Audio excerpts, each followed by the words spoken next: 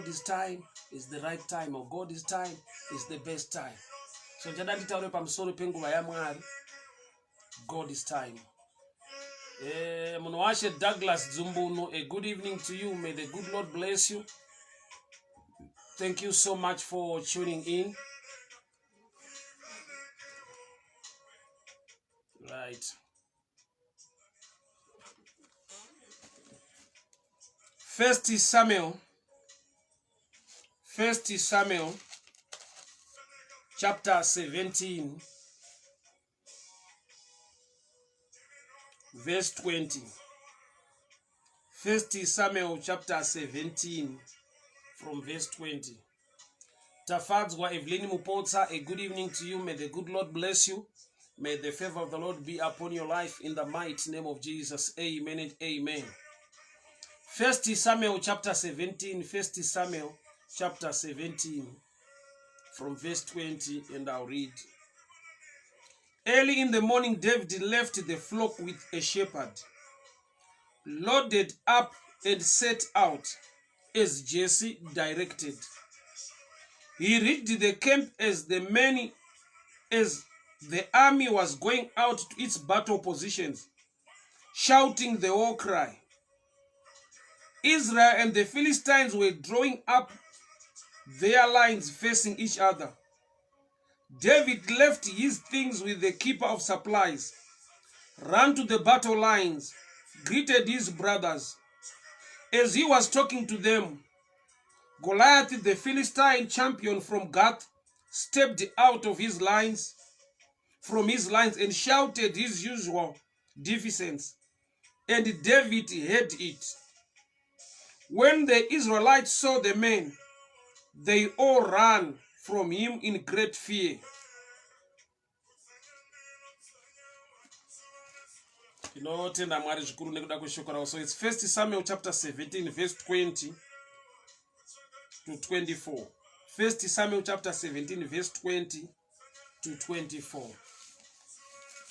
Father, we thank you for such a time to hear your word. Speak to us, instruct us, correct us, and empower us for the glory of your name. In Jesus' mighty name I pray. Amen and amen. My Murwira Nyamunda, a good evening to you. May the good Lord bless you.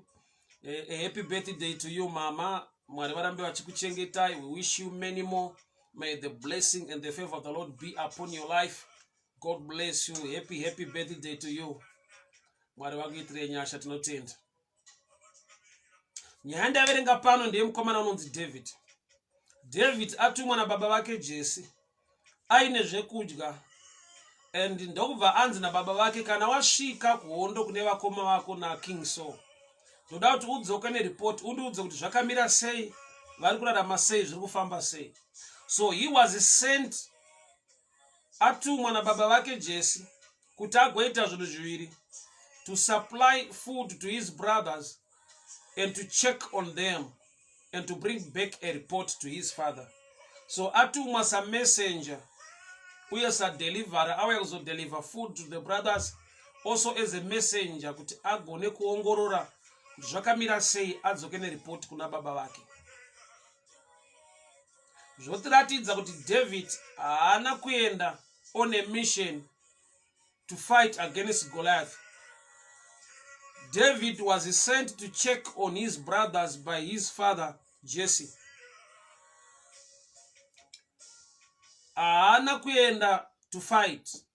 Wakaenda kundoona vakoma nekuvapa zvekudya nekudzoka one report kuna baba kuti zvakamira sei. Beds ndo zvaakatumirwa izvozvo na baba vake Jesse.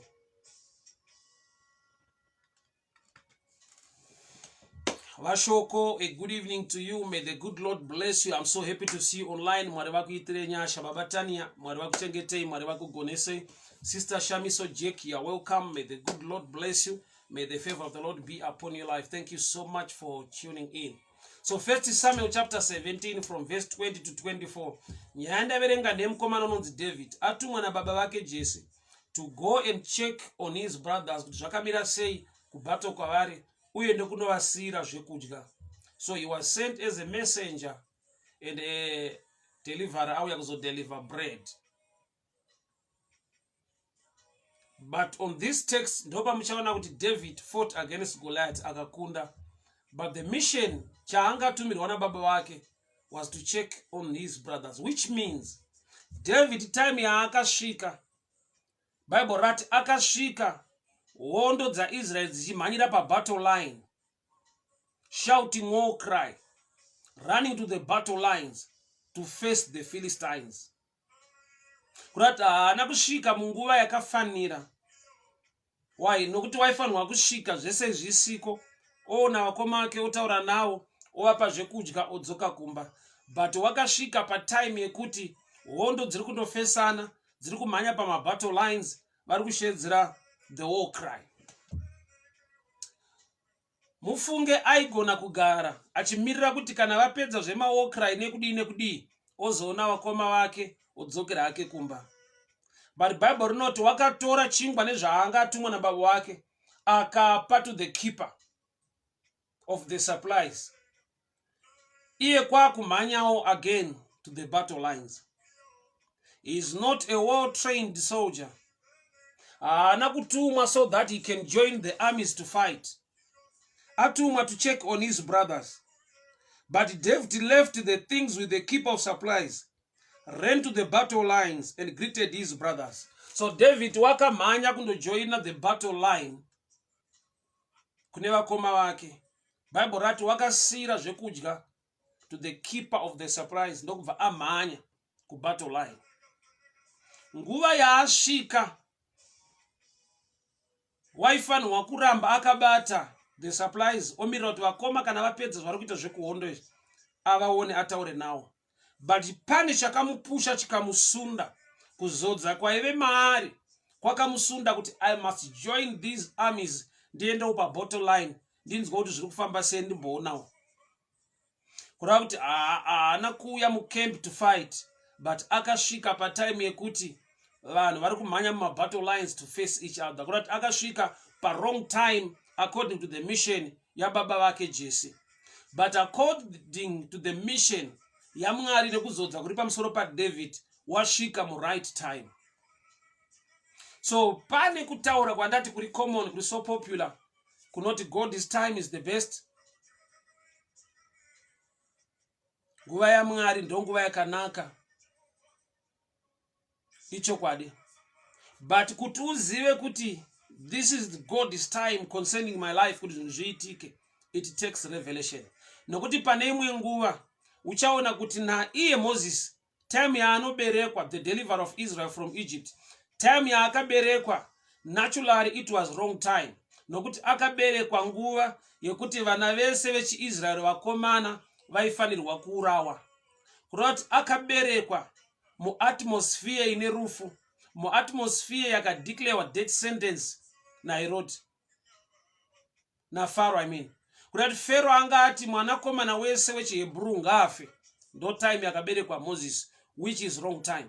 That's why zvakaita kuti mai vake vamuvigi, nekuda kwokuti nguva yaaberekwa akaonekwa anofa, aberekwa pa wrong time nekuda kwedeclaration yanga iripo muEgypt yekuti vanakomana vese vechiHebrew vanofanirwa kuurawa. Tikatarisa nhau yekuberekwa kwamambo Jesu, mukuberekwa kwavo mune kuurawa kwevana vane 2 years and below naHerod. So time yakafanira, time yakanaka, revelation. Nokuti sometimes the atmosphere or the environment inogona kukunyepera kuti this is not your time, this is not your season. Wait for your season, wait for your time. Yeti neimwe nguva unotomira uchiti ndiri kumirira mwaka wakafanira, nguva inonditira zvinhu. Yet uri kutomira mu right season yako by revelation yekuti uchitotanga kuita zvinhu. Kana munhu achiita zvinhu muna Mwari, haatarise mamiriro ezvinhu, anotarisa kuna Mwari wacho, wonzwa kuti Mwari vanoda kuti uitei mumwaka iwoyo. Genesis 26. Bible rinoti Isaac, Mwari vakamupa shoko rekuti do not go down to Egypt, stay there in Gerar. Chikonzero ndechekuti there was famine in the land. So mukomana zvazviri pachena kuti aigona kuenda kuri kuenda vamwe, kana kuti aigona kushanda neexperience yekuti during the time of my father Abraham there was famine in the land, baba vangu vakaenda kuEgypt vakadzoka vaine wealth. So this time Mwari pavari kumuti do not go down to Egypt, vari kutoziva kuti according to history neresearch dzaachaita achangoteedza zvakaitwawo nababa vake. Mufunge by revelation life hausi meant to copy mumwe munhu zvaakaita. We learn from others, but we are not supposed to copy what they did. Why? Nekuda kuti nyasha dziri matiri, mwaka watararama nezvikonzero zvinogona kusiyana. So tinotenderwa kudzidza kubva kune vamwe, but hatitenderwe kukopa zvakaita vamwe. Nekuda kwekuti munhu wese you are so unique. Mwari vane kuronga nekuita kwavo mauri kwakasiyana nekwavakamboita mune vamwe vanhu. Saka ari Mwari waAbrahama, waIsaka, waJacob.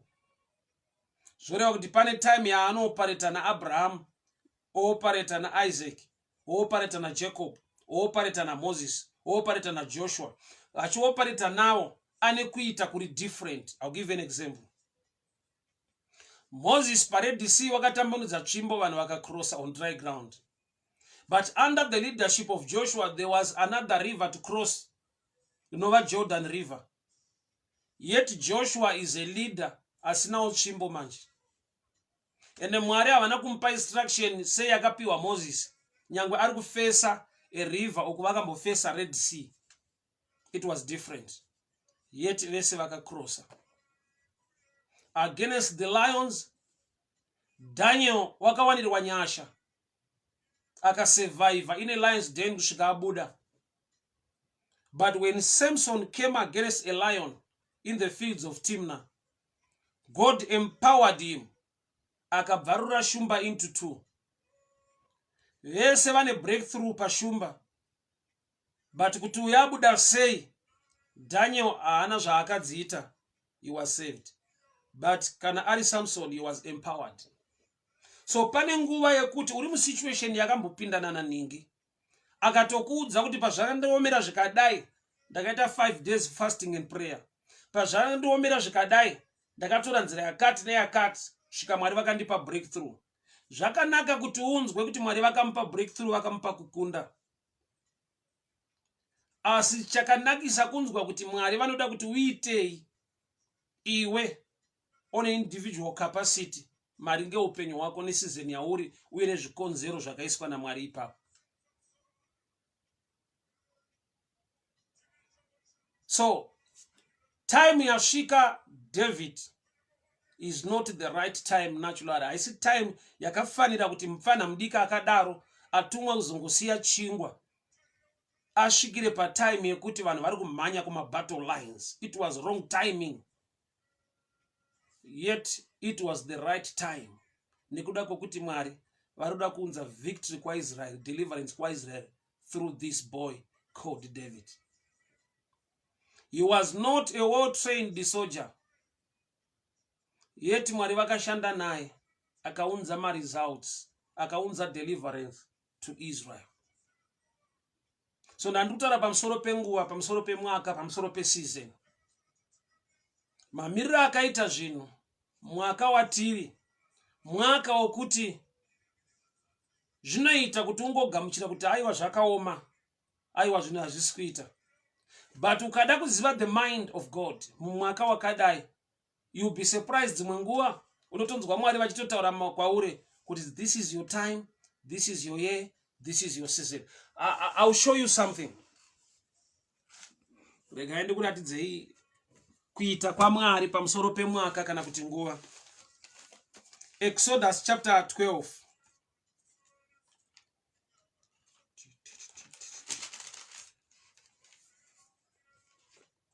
Exodus chapter 12 verse 2. Regai nditange pa verse 1. And the Lord spoke unto Moses and Aaron in the land of Egypt, saying, This month shall be unto you the beginning of months. It shall be the first month of the year to you.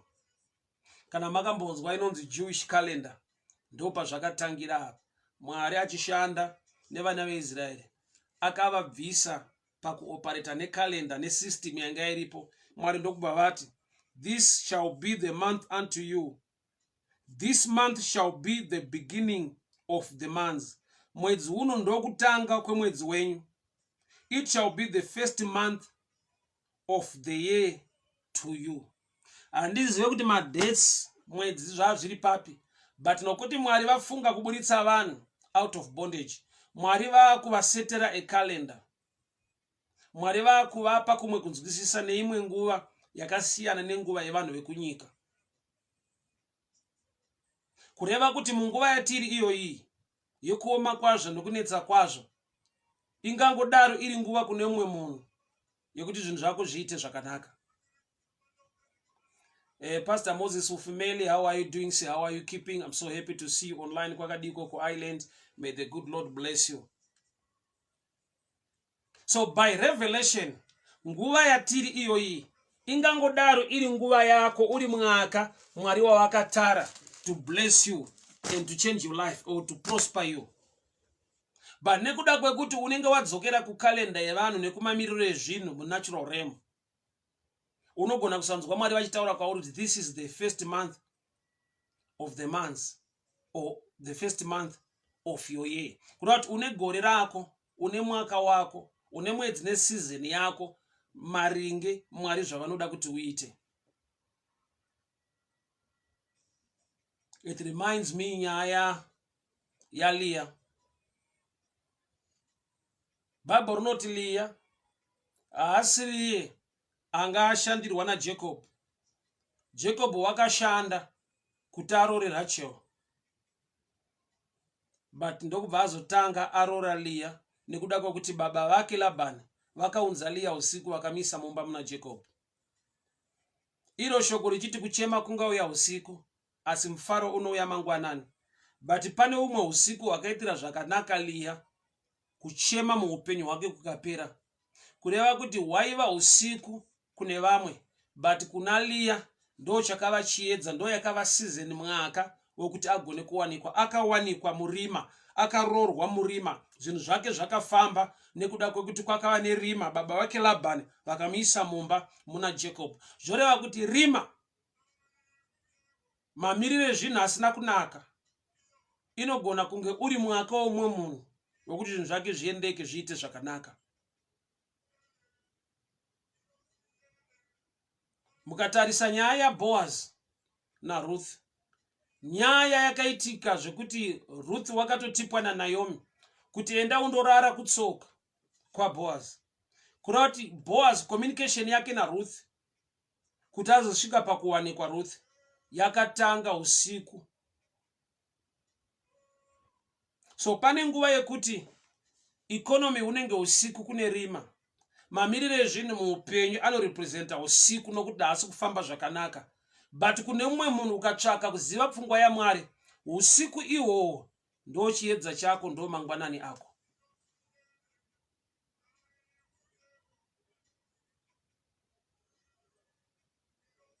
Pane usiku une chekuita nefavor muupenyu hwako. Kazhinji tinenge tichitaiwa mwaka una kumira zvakanaka, zvinhu hazvina kumira zvakanaka, season yatiri haisiriyo, tichambomirira kuti zvinhu zviite zvimire zvakanaka. But uchaona kuti pane vanobudirira munguva yaunofungidzira kuti hakuna chinofanirwa kusimuka, hakuna munhu anofanirwa kusimuka nekubudirira munguva yatiri, nezvikonzero zvaunenge uchiona zviri natural.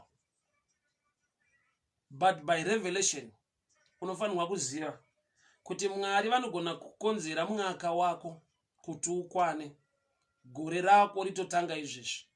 Kureva kuti kana munhu achitarisa kuti aiwa muna December ndo mandinowanawo zvinondiitira zvakanaka, maybe ndo mandinowana bonus, ndo mandinozoronga zvakati nezvakati, Mwari vanogona kushifta December iyoyo youya muna January, youya muna July, youya muna August. Israel yakapiwa kalenda yayo naMwari. Israel yakapiwa kalenda naJehovha. This is the first month of your year, not of the year. of your year. Ndo mwedzi wekutanga mugore renyu. Kurati tiri pakati pemamwe makalenda atinawo, but Mwari vanogona kuti this is the first month of your year. Kureva kuti Mwari vanoshifta system yekalenda iri natural. Kana kuti mamiriro ezvinhu asina kumira zvakanaka, vouya a blessing mutime yekuti ukazvitarisa hazvibude kuti zviitike naturally. Ipapo ndo pauchaziva kuti ndo Mwari. Kuita kwaMwari kunoshamisa. Nzvimbo isina kufanira, nguva isina kufanira, ivo vakada kuti chinhu chiite, chinoita nokuti ndiMwari. So David haana kuya mukemp to fight. David wakauya mukemp atumwa nababa vake kuzopa vakoma zvekudya nekutarisa kuti zvakamira sei. Asi mwaka wekuti ave nevictory against Goliath wanga wakwana. But I want to show you something. Mwaka ukakwana, you need the revelation of the Lord. Unofanirwa kunzwa kutaura kwaMwari. Why? Nekuti ukateerera kutaura kwavanhu even mwaka wakwana, vanhu vanokuudza facts on the ground anofighta the revelation that is from above. Nekuda kwekuti vakoma vaDavid havana kupururudza, havana kuombera maoko, havana kufara kuti mukomana auya. Vakataura mashoko anotsondora. Waingei? Wasiya nani tumakwai twako tushoma? Vakoma havana kupembera, havana kufara nokuti David wauya. Nekuda kwekuti vaiti wawirei munguva yakadai uri mwana mudiki. Even King Saul vakasvika pavakaudza David kuti hazvigone kuti urwe naGoliath, nokuti Goliath is a champion. Akatanga kurwa kubva ari mudiki. Ndakati mashoko iwayo aiva mashoko ekuti David akaita mamwe manzwiro akamuencourage kuti kana Goliath ari kunzi is a champion from Gath, akatanga kurwa ari mudiki, ini ndiri kurambidzwa kurwa naye nekuti ndiri mudiki. In other words, handisi kurambidzwa kurwa naye, ndiri kutoziviswawo ipapa kuti if you want to be a champion, this is the right time to fight this man. This is the right time to get into battle. This is the right time. Nokuti chakapa Goliath kunzi anzi he was a champion from Gath, inyaya yekuti wakatanga kurwa kubva ari mudiki. So zvoreva kuti kurwa kunotodawo kuti utange uri mudiki wewo David. Saka ukanzwa King Saul mambo Saul achiti aiwadzoka nokuti akatanga kurwa ari mudiki, vari kutotaura the opposite yekuti if you want to be the champion, this is the season and this is the time to face Goliath. Hama dzangu, inonzi God is time, mystery. Inonzi nguva yaMwari. Inotoda kuti munhu ave nerevelation chizaruko chekuziva kuti iyo nguva yandiri yacho ine kuoma kwakadai haisiri here inogona kuva nguva yaMwari pazvinhu zvandakatarisira kuti zviitike muupenyu hwangu. God is time, mystery. Why? Nokuti dzimwe nguva the environment haikuudze kuti this is the God is time for you kuti zvinhu zviendeke. The environment ingatova so resistance against you. Amfumo wanga Blapimbazi, you're welcome, God bless you. Mai Mukwena Muguti, you're welcome, God bless you. My brother Napoleon Mate, may the good Lord bless you. Thank you so much for tuning in. So you see, kuti time yacho ikakwana, hauna chinhu chaunogona kuona in the natural kuti this is my season and this is my time. In other words, ukatarisa mu natural unoona mune resistance. Mary auya aine pamiri pa Jesu auya ku Bethlehem.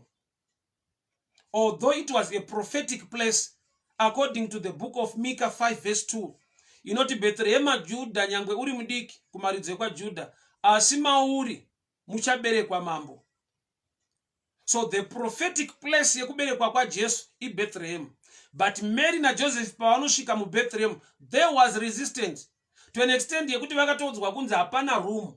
There is no room for you. Vakashaya room. But vari mu prophetic place, vari mu right time, mu right season, there was a resistance. havana kuwana welcome yekunzi aiwa mauya shuwa ndo makaprofitwa kuti muchabereka mambo maita zvakanaka masvika nyika yakavaresista, environment yakavaresista, vakaenda outside kunze. Mumba, there was no room for them. In the inn, there was no room for them. Kusvika vaenda kumenja. Chiri kuvaendesa kumenja hachinei nekuti vari mu right place, mu right time, mu right season. Resistance inoramba iripo. Saka kuda munhu anoziva kuti resistance iriko hayo, but this is my time, this is my season. David asvika ku battlefield, hakuna akampa welcome akaombera maoko kuti mfana auya zvinhu zvakuitika. They were not aware kuti that's the plan of God, kuti Israel iwane deliverance through this young man called David. But they resisted him, especially the brothers. That's why muchiona kuti David pakurwa na Goliath, Bible rinoti wakaenda murwizi and he picked 5 smooth stones. Yet kuna Goliath akakanda 1. Goliath akatemwa nedombo akawira pasi. David akauya akagura musoro wa Goliath. Sei wakapika 5 stones for 1 man. Azvirevo kuti haana faith kuti ndikakanda 1 pamwe ndichapotsa, I need 5 kuti ndikapotsa ndozomurova nerimwe. No. Other 4 stones haakandwe against enemy. They represent the Gospels, Matthew, Mark, Luke, and John, which means you need the revelation of the word of God in you to be able to fight and get victory. Even in season, you are requiring resistance. Kurati matombo ari 4 ndekusakandira enemy. Ari kurepresenta hama dzake vakoma vake vari kumuresista kuno. Saka kuvakoma haakande matombo kwavari, but ane matombo anongo representa kuti gara wakatosimba, ivane faith. Why? Because the resistance irimo within the family. His brothers havana kumupa welcome. Saka mamwe matombo haakandwe against the brothers, haakandwe against the enemy, anongo machengeta. Nekuda kwekuti kune vakoma vake kuno vari kumuresista. Saka ma enemies a David haasi Goliath chete, but resistance yema brothers.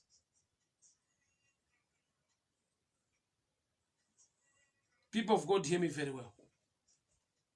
Inonzi God is time. Nguva yaMwari. Sekutaura kwatinoita kuti God is time is the best. Nguva yaMwari ndo nguva chaiyo, ndo yakakunakira. Icho kwadi. But kuti uzive kuti this is the God is time, yekuti zvinhu zvangu zviendeke, ndo nguva yakatarwa naMwari, yekuti zvinhu zvangu zvibatike, zvitambanudzike, zviite. Sometimes unogona kusaiziva with a carnal mind. You need prayer, you need to get the revelation yekuziva kuti nyangwe zvinhu zvakaoma kudai, iwe Mwari vari kuti kudii. Nokuti nguva yeExodus payakakwana, Exodus zvinongoreva kuti kubuda, but nguva yekubuda payakakwana, there was resistance in Egypt. Pharaoh haana kuti aiwa muri patime yeExodus endai. Mu Exodus mune zvakatoitwa kuti Pharaoh asvike pakuti ndasarenda budai. There was a battle against Pharaoh. Mwari vakaita miracles. Kune zvizhinji zvakaitwa. Kusvika mutumwa akauya akauraya firstborn matango ese mu Egypt. Pharaoh ndo paanobva ati vana vanga vachibuda. Kurati even mumwaka mutime yako ikakwana, mune kurwa kurimo. So kana Pauro achiti atirwe nenyama neropa, zvinoreva kuti tinorwa. Asi chekurwa nacho ndo chatakunzi tigare taziva. We don't wrestle or we don't fight against flesh and blood, but against principalities and powers. Kurauti, as a believer, you are supposed to engage into fighting. Iyo faith yacho ifight. Chokorino to fight a good fight of faith. Kutenda kurwa. Kutenda kuva mhare inogona kurwa. But pane secret kuziva chekurwa nacho. So David wakashika mukemp. Haana welcome yaakapiwa. although iri season yake yekugura musoro wa Goliath, iri season yake yekuva nevictory, hakuna vakaombera vakadzi vakatozoimba leta, vanhu vakatozopembera leta Goliath agurwa musoro. Otherwise pasati paitika anything, the brothers were against David in his season, in his time. So nguva kana mwaka wako ukakwana, don't expect people to clap hands for you, people to cheer you up, or people to welcome you. Resistance iriko, even uri mu right place, even uri pa right time. Mary aine pamiri wasvika mu Bethlehem. Bethlehem zvinongoreva kuti house of bread, and Jesus is the bread of life.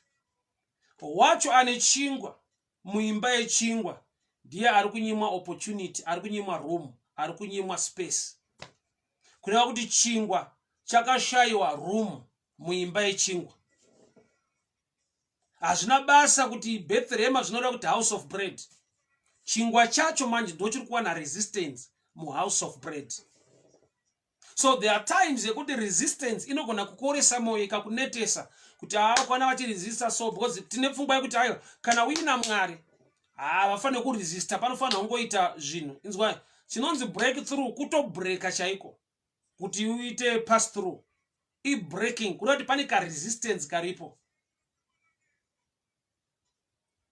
Israel yakapiwa naMwari Canaan, promised land, but first thing chavakatanga kudhila nacho munzvimbo yavakapiwa naMwari, the thick walls of Jericho. Bible rinoti Jericho was shut, hakuna aibuda, hakuna aipinda, magedha akakiwa. Yet nzvimbo yakakiwa ine ma thick walls nemagedha akavharwa, it's a godly given place. Even the spies pavakaenda kunotarisa the land, vakadzoka vachiti taona magiant, the sons of Anak, the giants are inside. A godly given place with the giants. Makatabo shariba sataka.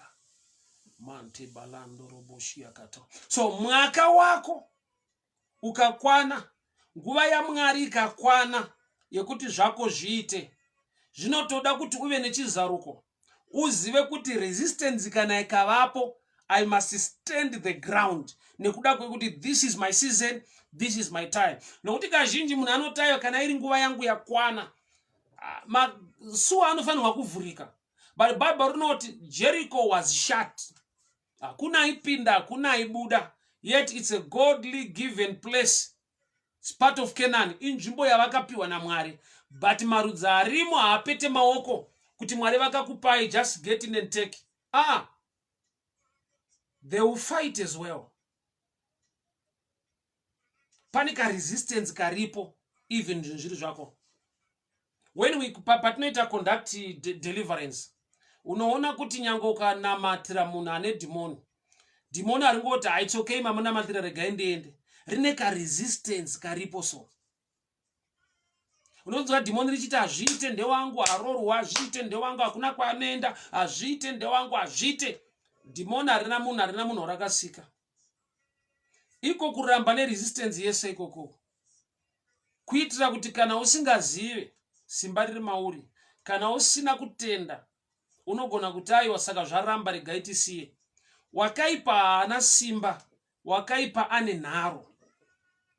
Sometimes vanhu vanoconfuse nharo nesimba. Munombozva neimwe nguva munhu ane nharo anogona kubudirira even asina simba, nokuti waari kuitira nharo wacho akasava nerevelation kuti inharo bedzi simba hapana, anosvika paanoneteswa wongoti arega ndisiyane nazvo. I've seen deliverance, I've seen mademoni achidzingwa maybe in an hour's time, 30 minutes time. So neimwe nguva munhu anogona kuti pa 20 minutes I'm done. Zvaramba tozozviona mumwe musi. Mademoni otosekerera otoziva kuti panapa tine opportunity, nekuti munhu haazive kuti simba hatina but tine nharo. So nharo idzodzo even mukurarama, even muenvironment yauri, haushaye chinhu chese chauroda kuita. chinongomuka dzimwe nharo nevanhu vasingakugamuchire even muplace yauri supposed to dominate and make things happen. Zvingotanga zvakangodaro. God's time is the best time. Sikuti uzive kuti this is God's time for me. Iyi ndonguva yakatarwa naMwari kuti zvangu zviendeke. Unoti ukatarisa the surrounding, ona mune nyaya yeCovid-19. Woita dzimwe pfungwa dzekuti my time will come. Izvo zvikapfuura, Mwari vane zvavachandiitira. Gamba whether zvapfuura hazvina. Mwari ndiMwari uye vanoramba vari pachigaro. Uye nyasha dzavo hadzikurirwe nemamiriro ezvinhu. Kugona kwaMwari kunooneka muresistance iripo. Unyanzvi hwaMwari hunooneka muenvironment ine resistance. Mwari ndo vakati let there be light, chiedza chikavapo. Asi manheru ndokubva kwasviba kukava nerima. Rima ravako. Bible rinoti, and God created the moon to rule over the night, even with the stars as well. Kurati rima parakadzoka rakadenda umwe unyanzvi hwecreation hwekuti Mwari vakusika mwedzi nenyeredzi to rule over the night, which shows kuti pese pane resistance pari kudena imwe ability yaMwari to show up or to manifest. So resistance in every environment hazvireve kuti uri wrong environment kana uri kuita the wrong thing. Resistance yagara iripo. Pakudiwa munhu unoziva the mind of God in that time and in that season. Genesis 26, maybe I need to read. Genesis 26. It was not the right time for Isaac to plant. Genesis 26, verse 2. Because the Lord appeared to Isaac and said, Isaac, stay away from Egypt. I will show you where I want you to go, and you live there as a foreigner. But I'll be with you and I'll bless you. I'll keep my promise as to your father Abraham by giving you this land to you and your descendants.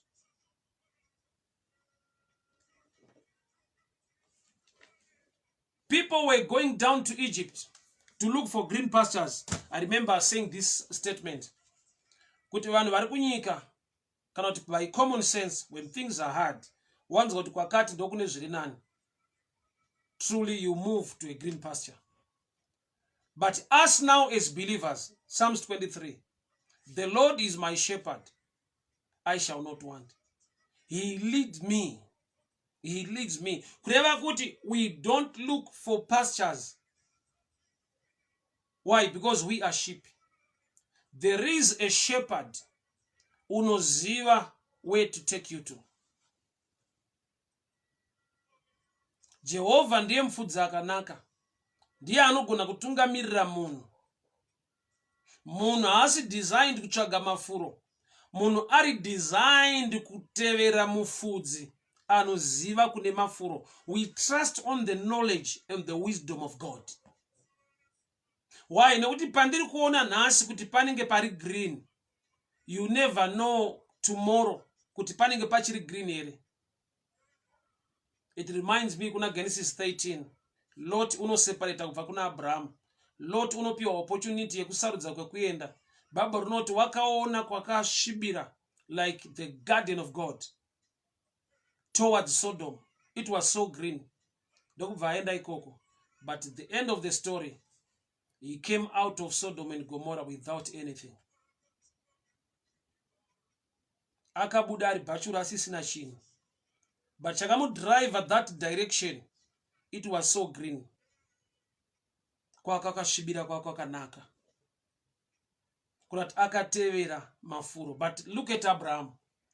Abraham chaakaita kuti agone kuridisa Lot kuti sarudza kwekuenda. Abraham haana kusarudza kwekuenda. Abraham Lot abva Mwari vakataura naye urati Mwari vakamuudza kwekuenda. Mwari vakamuudza zvekuita. kurati the best environment yaungaende is where God wants you to be. Nzvimbo yakakunakira kuva ndo nzvimbo Mwari yavanoda kuti uve. Haisi yese nzvimbo yakakunakira, even yakanaka dzimwe nguva haina kukunakira. I always tell people kuti pane nguva yekuti munhu anogona kukopa business riri kuitwa nemumwe munhu. Ndo danger yekukopa. You are supposed to learn and not to copy. Kuti uyaota zvakati, ari kutengesa zvakati zvine mari. Zvine mari kwaari. Ichokwadi kuti zvamuitisa mari. But chokwadi chiripo ndechekuti iwo ukaita une nyasha dzacho muarea iyoyo here kuti uye une pundutso.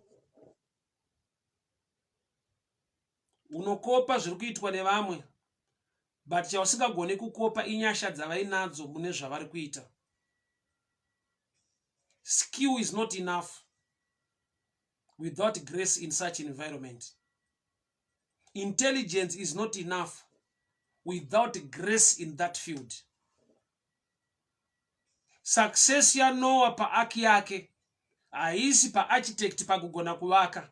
Success yake inotangira pakuti Bible rinoti, and Noah found favor before the eyes of the Lord. Kureva kuti the platform yaanga akatsika haisi kugona kuconstructa the ark. He was favored by the Lord to do so. Munhu ane favor mu area, even akaita error, even akasaita zvakanaka, favor inopusha kuti awane mari dzawo dzakanaka. Ndakazviona kumutambo webhora. Unoona kuti neimwe nguva kune munhu anonyatsogona kutamba but haagone kuenda kumatimu mahomba nemukurumbira kana kuita kusaina mari dzakawanda. Then somebody haanyatsogona semunhu iyeyo but anosvika pakusaina mari dzakakura otambira matimu anoshamisa kwazvo. Zvoti munosara munomubvunzo kuti but this one ndiye aifanira kusvika kumberi uku. Why anogona, anoita zvakati mufield umu is so excellent, but inyaya yekuti uri mufield sevamwe but nyasha dzenyu mufield imomo dzinosiyana. Bezalel naOholiba vanga vaine grace dzeart, Mwari akavazodza ndo vakagadzira the ark, the box of the covenant, the ark. Ivo havatakure areka, havasi mapriest, but they were anointed with the skill paart yekuti vagadzire the ark of the covenant. Saka uri kuona kuti kugadzira, kuva nenyasha dzekugadzira the ark of the covenant hakukuite mupriest, hakukupe ability, hakukupe nyasha dzekutakura the ark. Ark yaitakurwa nemapriestita, they are anointed to do so. Neimwe nguva pane murume anonzi Uza, areka yaakudona, akaisa ruoko and he died there. Why? Haasi mupriest, haana nyasha dzacho dzekuti atakure areka. So Bezalel naOholiba, they were anointed with the skill paart, but they were not priests. They were not anointed to carry the ark. Kudati vachitopedza kuigadzira neskill yavapiwa naMwari, vakadzoka vachida kuitakura, they will die there and there. Why? They are not priests. So kukopa dzimwe nguva kunosiya munhu apa kuchema, kana kuti apedzera akufungidzira kuti ndofunga kana vachizviita vane zvimwe zvavanozoita zvavasiri kutaura. Kuti vanoti vanzira zvinhu zvakati zvazvitse mari yese yavaitai. Vane zvimwe zvavari kuvanza, maybe they are selling drugs or something else, because kutengesa zvinhu zvakadai zvidovi chete, munosvika pakuvaka stand wototenga nemotikari, riri dovi regaiwa, pane chimwe chakavanzika ipapo. Pane zvaunogona kutadza kunzwisisa uchishaya kuti vanhu vari kusumuka nei pachinhu chauri kuita. Grace makes the difference. Kune nyasha dzinokonzera mutsauko pazvinhu zvinoitwa nevanhu. But asipo pane nyaya. Let's go back to David. So David wakasvika mukembi, vanhu vachitomhanya kubattle line. Ari mumwe aigona kudzoka kumashure kana kungosiya chingwa zvauya kuzosupply udzoka kuna baba vake. Why? Ndo zvaatumwa kuzotaura, kuona nekuita. But there was something in him pane chaachiri maari chakamusunda kuti ipa anochengeta the keeper of the supplies. Iwe endawo kubattle line, enda unonzwa kuti Goliath ari kuti kudii. Munozva Goliath paakapopota Israeli yese yakabvunda ikatanga kuudza kuti ndiani angarwe nemurume uyu, inzwai zvaari kutaura. But David, because anga ane different spirit, akanzwa kuti this is my time, this is my season, this is my opportunity. Yes, he was not trained, anga asiri fully trained army, but munhu akazvinzwa within kuti this is my time, this is my season, God is with me, I can face this man.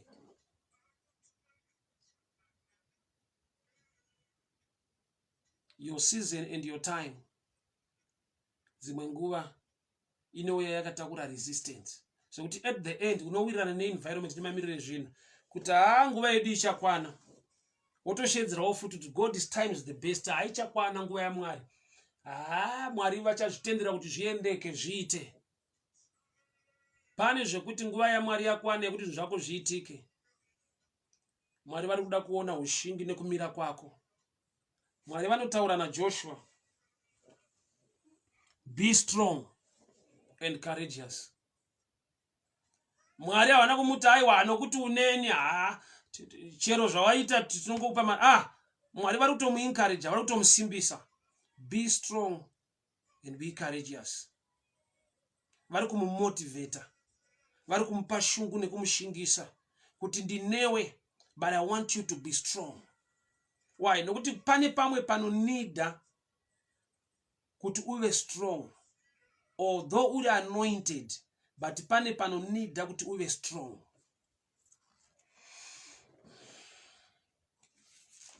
That's the book of Joshua, Joshua chapter 1. Mwari vari kuvimbisa Joshua, ndinewe yes, but I want you to be strong and be courageous. Joshua chapter 1 verse 9. Let me read from the book of King James. Joshua chapter 1 from verse 9. I need the King James version.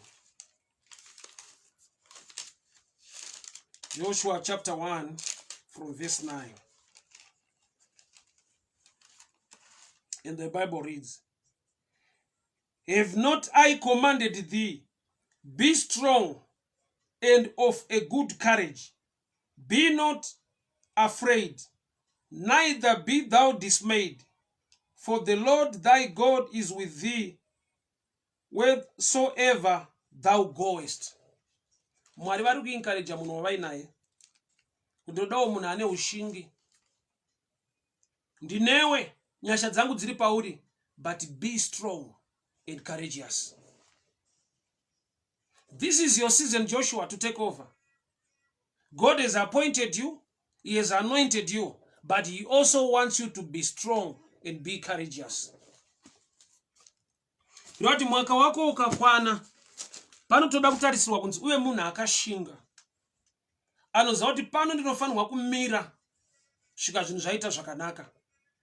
Mweya wechiramwa uye mweya wokuzvinyepera kuti kana zviri zvaMwari iri nguva yangu chaiyo zvinongoendeka.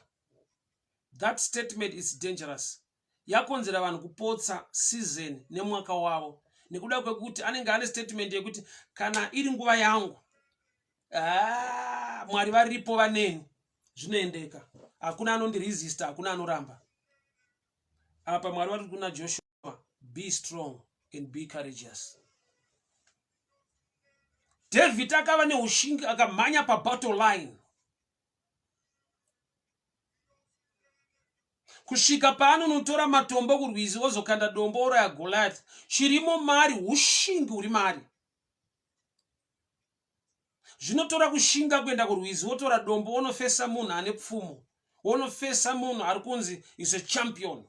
Zvinotora ushingi mauri. Besides kuti ane nyasha dzinomanifesta paanokanda dombo otema Goliath owira pasi, but kumwe kwese uku pane strength, ushingi. He's so courageous, he's very strong. Vakoma vachimuresista, vanhu vachitaura zviri negative, mari mune ushingi. Hama dzangu, when your season is up, kana nguva yakatarwa naMwari kuti zvako zviite yakwana, usatarisire kuti the environment will be conducive, the environment kuti inenge iri right, or people will encourage you, kana kuti people will clap hands for you, or people will cheer you up, or people will make way for you. Even nguva yako ikakwana, there can be a blockage. Mark chapter 2. Musi wakanzi murume uyu naJesu, simuka, carry your mat. Ndo day rakatanga nekunzi there was no way pado yekuti apinde. Musi wakanzi blind Bartimaeus receive your sight. Ndo musi wakanzi nevanhu nyarara. Resistance haishaike even riri day rako rekushinura. Kune vanhu vanoona vanotorwadziwa newe uri bofu. Just imagine kuti vanhu vanoona bofu riri kushedzera, but they are jealous to the blind man to an extent yekuti vanoda kutomunyararidza. Resistance. But that very day, blind Bartimaeus received his sight. But kutanga kwenyaya kune vaimuti nyarara. Season yako ikakwana, ramba kunyararidzwa. A closed mouth is a closed destiny. Vanhu vanonyararidza vanhu kana mwaka wakwana havashaike. Vanhu vasinga make a way kana zuva rako rakwana rekuti zvifambe havashaike. Mark chapter 2, murume uyu vakashaiwa pekupinda napo, vakasvika pavakabreka roof. Nokuti kana mwaka wako wakwana, paakutoda kuti uve nefaith inobreka maroof. Your season and your time can be today or now, but the environment is resisting you and people are not making way for you. What are you supposed to do? Be strong and courageous. Sata aiwa kana iri nguva yangu vanhu vanongosuduruka. Vanogona kukuresista, vanogona kusakugamuchira, vanogona kusakufarira. Be strong and be courageous. So Moses wakaberekwa time iri kuraiwa vakomana vese. Jesu akaberekwa nguva yakauraiwa vana vane 2 years and below. David wakauya kuzofesa Goliath, but akasvika Goliath achipopota ari pabattle line. Achingosvika mukempi akasvika vanhu vachienda kurati pane nguva yekuti mumwe anogona kuti ndofunga nguva yandakaberekwa aIsrael. Inda takaberekwa munyika yakadai, mune mapolicies akadai anotatisa vanhu kusimuka nekubudirira. Ukaziva chakaiswa naMwari mauri, nekuti Mwari pese pavanokuisa paenvironment, nyangwe environment ichikuresista, you carry something chiri mauri. Pane chiri mauri, Mwari chavakaona chakafanira kuti uberekwe munguva yakadai, munyika yakadai, muma situations akadai. Pane reason ne purpose sei Mwari vakazvitendera. Ichocho ukachiziva, uchaona kuti wakatoitwa an answer to the Israel community, iwewo David.